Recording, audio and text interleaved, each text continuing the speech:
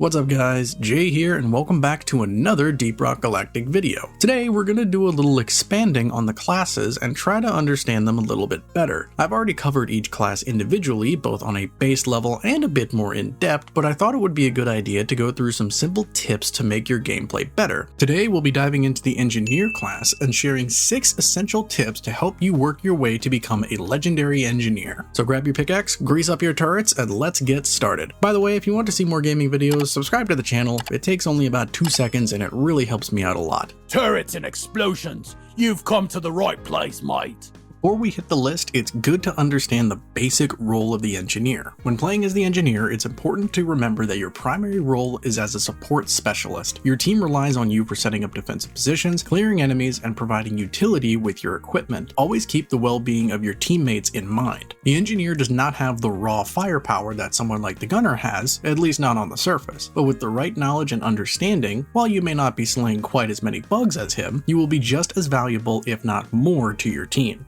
Number 1. Understand your equipment.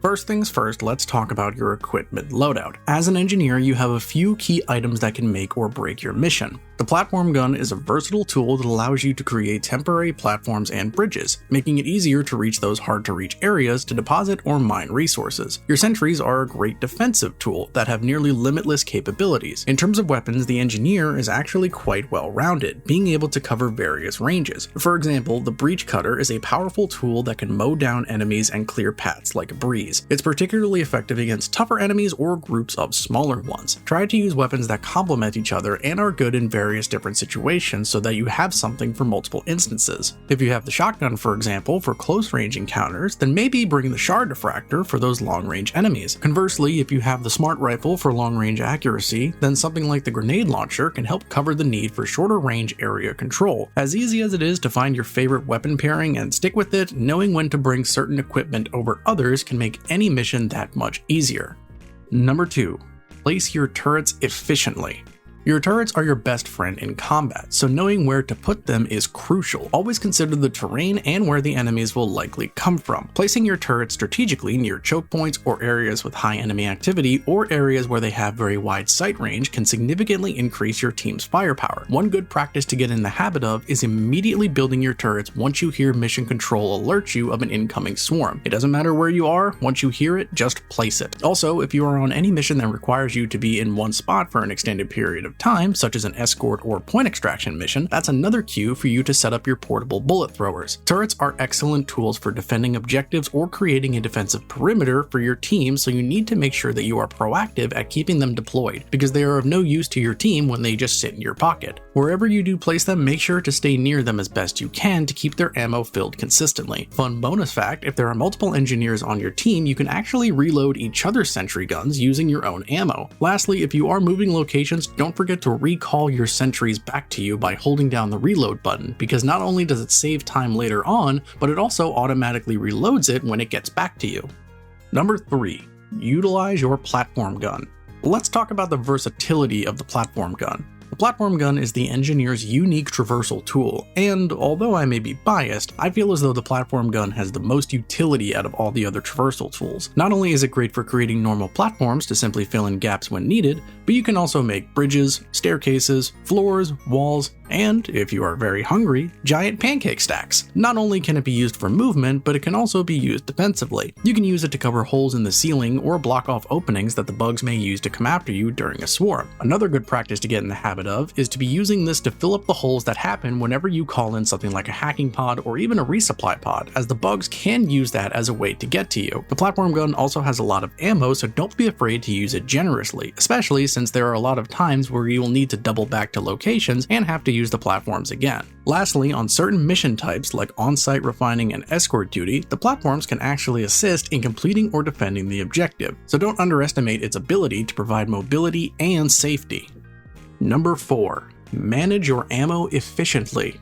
As an engineer, you'll find yourself burning through a lot of ammo, especially with your sentry guns if you don't manage it well. As such, you should always communicate with your team and coordinate resupply drops when needed. Don't be afraid to call for a resupply pod and ensure you're fully stocked before engaging in tough fights or mining deeper into the caves. Efficient ammo management is crucial to maintain your firepower and effectiveness during missions. Make good care to collect as much nitra as you can when progressing through the caves. If it's on the way or easily within reach, a few quick smacks can give you plenty of ammo later on. Along the same line, don't try to burn through too much of your ammo at once. Remember that your sentries are an incredibly strong asset, so if they can handle the flow of enemies for you, let the sentries do their thing and save your normal weapons for more specific or powerful threats. Knowing when to dump all your ammo out and when to hold back will save you so much ammo in the long run.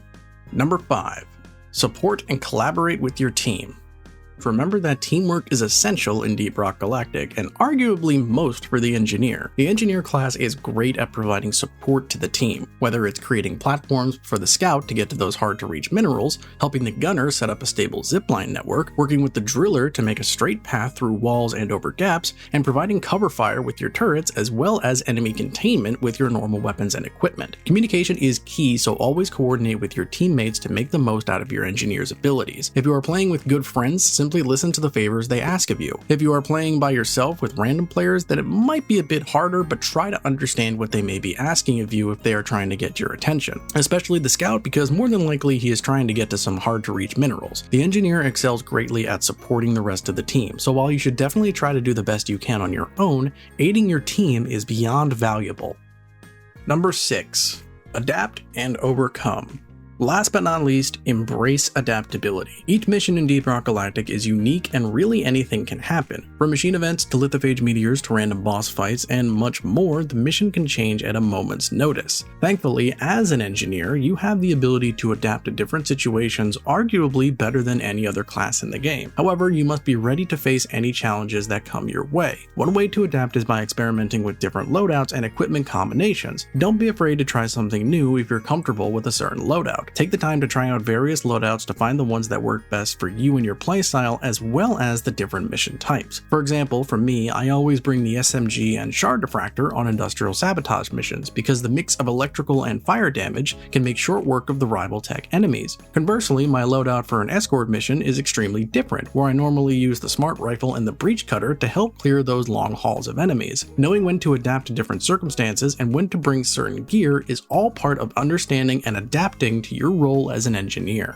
And there you have it, 6 tips to help you excel as an engineer in DeepRockGalactic. Remember to practice, adapt to different mission types, and have fun exploring those deep dark caves. By utilizing the platform gun for both mobility and defense, strategically placing your turrets, managing your ammo efficiently, and actively supporting your team, you'll become an invaluable asset in any mining operation. DeepRockGalactic is all about teamwork, so embrace your role as an engineer and work together with your team to overcome any challenges that come your way. I hope this was helpful and that you learned a few useful things that you didn't know before. If you want to see more tip videos for the other classes, let me know down in the comments. Anyway, I hope you guys found this video helpful. Please be sure to give it a like because it tells me which types of videos you guys want to see. Thank you guys for watching, and I'll see you next time for another video.